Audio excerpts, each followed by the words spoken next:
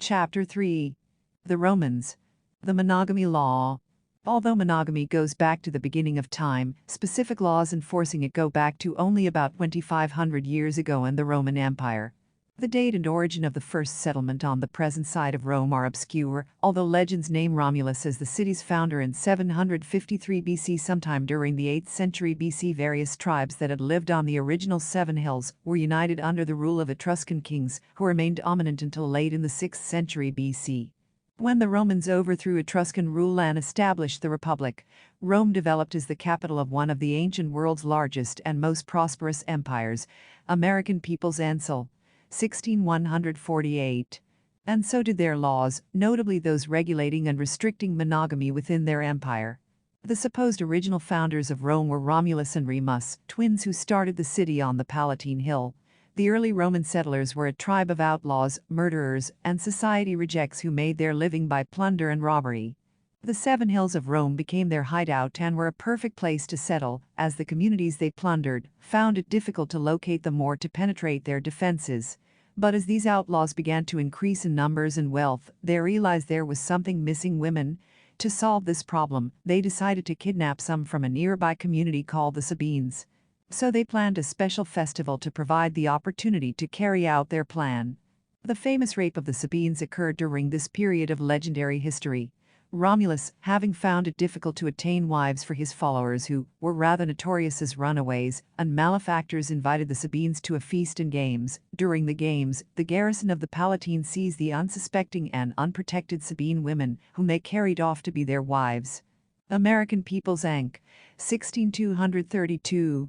Such acts of kidnapping and rape were enough to start a war, which they did. But there was an ameliorating factor which soon resulted in a peace agreement. It came from the women themselves.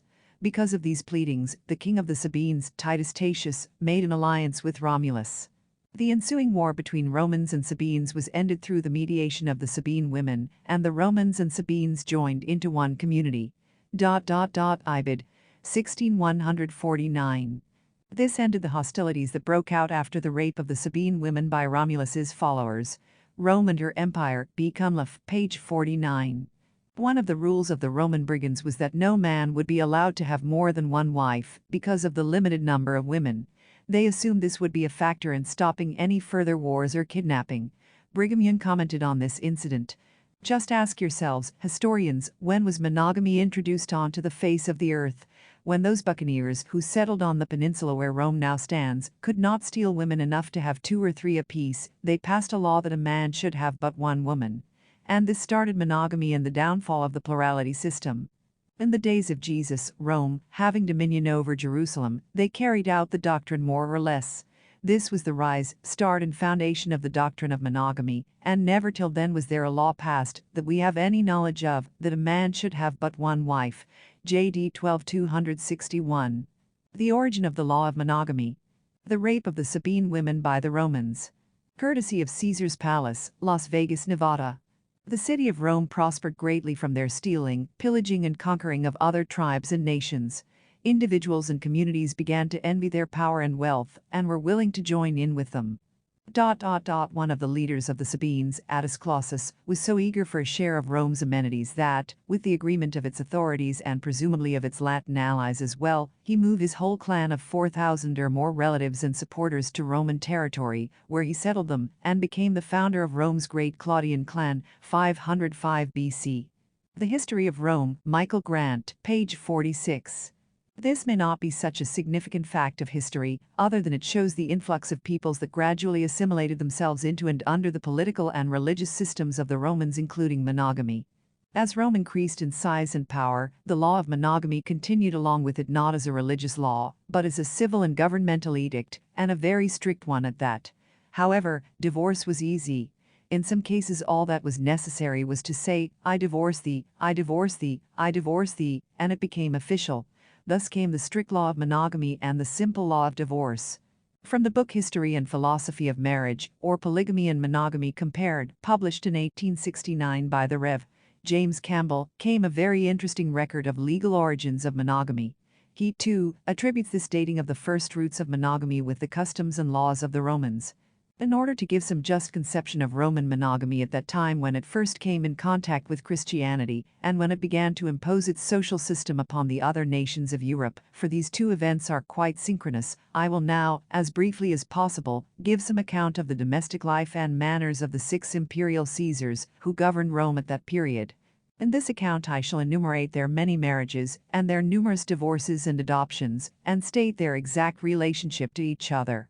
By this means, I hope to be able to explain the complexity of Roman affinities, which has baffled the apprehension of so many acute and learned historians, and at the same time to exhibit the original nature and true spirit of Roman monogamy.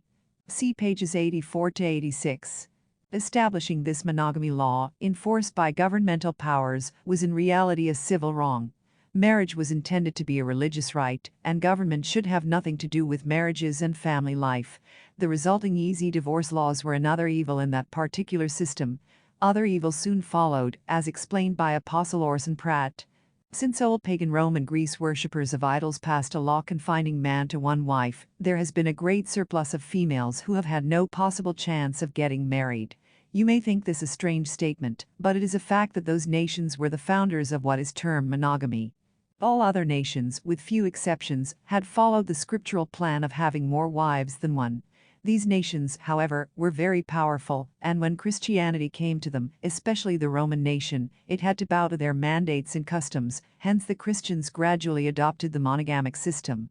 The consequence was that a great many marriageable ladies of those days, and of all generations from that time to the present, have not had the privilege of husbands, as the one-wife system has been established by law among the nations descended from the great Roman Empire, namely, the nations of modern Europe and the American states. This law of monogamy, or the monogamic system, laid the foundation for prostitution and the evils and diseases of the most revolting nature and character, under which modern Christendom groans, for as God has implanted, for a wise purpose, certain feelings in the breasts of females as well as the males, the gratification of which is necessary to health and happiness, and which can only be accomplished legitimately in the married state. Myriads of those who have been deprived of the privilege of entering that state, rather than be deprived of the gratification of those feelings altogether, have, in despair, given way to wickedness and licentiousness, hence the whoredoms and prostitution among the nations of the earth. Where the mother of harlots has her seat. J.D. 13 194-95. Historian Henry Sheldon clearly saw the effects springing from the monogamic system of marriage in both the early and later years of the Roman Empire, including the same results with Christianity. He stated that the unmaking of marriages was about as common as their making. He gave examples of how common divorce became. C. Sulpicius divorced his wife because she had gone unveiled upon the street. Q. Antistius Vetus divorced his because she had spoken openly and familiarly to a freedwoman. P. Sempronius Sophus sent his away because she had gone to the play without his knowledge. Aemilius Paulus, the conqueror of Perseus, put away his wife without assigning any cause at all. And how was it among the contemporaries of Cicero? He himself separated from his first wife, in order to take a wealthier one, from his second, because she did not seem sufficiently afflicted over the death of his daughter. Cato, with all his moral strictness, divorced his first spouse Attilia, who had borne him 2 children, and delivered over his second wife Marcia, with the approval of her father, to his friend Hortensius, after whose death he married her again. Pompey put away his wife Antistia, in order to make family connection with Sylla, and took his stepdaughter Aemilia, who, however, had first to be separated from her husband Glabrio, by whom she was with child. After her death he took Mucia, whom he also divorced, in order to marry Caesar's daughter Julia. On their side, women separated themselves from their husbands without any cause, except their mere pleasure. In fine, it was not altogether hyperbole when Seneca spoke of noble women as reckoning their years by their successive husbands, rather than by the number of the consuls. History of the Christian Church, Henry Sheldon, 129-30. Brigham Young confirmed this as a wicked system. Those who are acquainted with the history of the world are not ignorant that polygamy has always been the general rule, and monogamy the exception. Since the founding of the Roman Empire, monogamy has prevailed more extensively than in times previous to that. The founders of that ancient empire were robbers and women stealers, and made laws favoring monogamy in consequence of the scarcity of women among them, and hence this monogamic system which now prevails throughout all Christendom, and which has been so fruitful a source of prostitution and whoredom throughout all the Christian monogamic cities of the Old and New World, until rottenness and decay are at the root of their institutions both national and religious. J.D. 11 127-28. One of the first evils that came from this Roman monogamy law was the surplus women resulting from all the Roman soldiers that were killed in battle. They would have little or no chance of getting married at all. This was the beginning of their problems, which resulted in such evils as prostitution, illegitimate children, and disease. Monogamy is only one of the present customs that Christians have held over from the Romans. Some of the ceremonies in marriage are identical, such as conferitio, literally, eating a cake together, which required religious ceremony and was confined to patricians. Story of Civilization Caesar and Christ, Will Durant, p. 69. Also after the marriage the husband lifted her over the threshold, presented her with the keys of the house, and put his neck with hers under yoke to signify their common bond. Ibid. Page 69. Another part of Roman tradition was when the man placed an iron ring upon the fourth finger of the girl's left hand, because it was believed that a nerve ran thence to the heart. Ibid. Page 68. See also Roman women, A. Britton, pages 135 to 36. Not only did such marriage customs become a part of Christianity, but so did their legal, political, and religious systems. In his usual clear, pointed, and definitive language, Brigham Young made a simple summary of the monogamic system.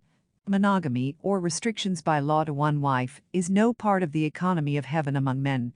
Such a system was commenced by the founders of the Roman Empire. That empire was founded on the banks of the Tiber by wandering brigands. When these robbers founded the city of Rome, it was evident to them that their success in attaining a balance of power with their neighbors depended upon introducing females into their body politic, so they stole them from the Sabines, who were near neighbors. The scarcity of women gave existence to laws restricting one wife to one man.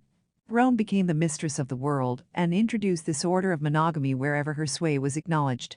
Thus this monogamic order of marriage, so esteemed by modern Christians as a holy sacrament and divine institution, is nothing but a system established by a set of robbers. J.D. 9 322.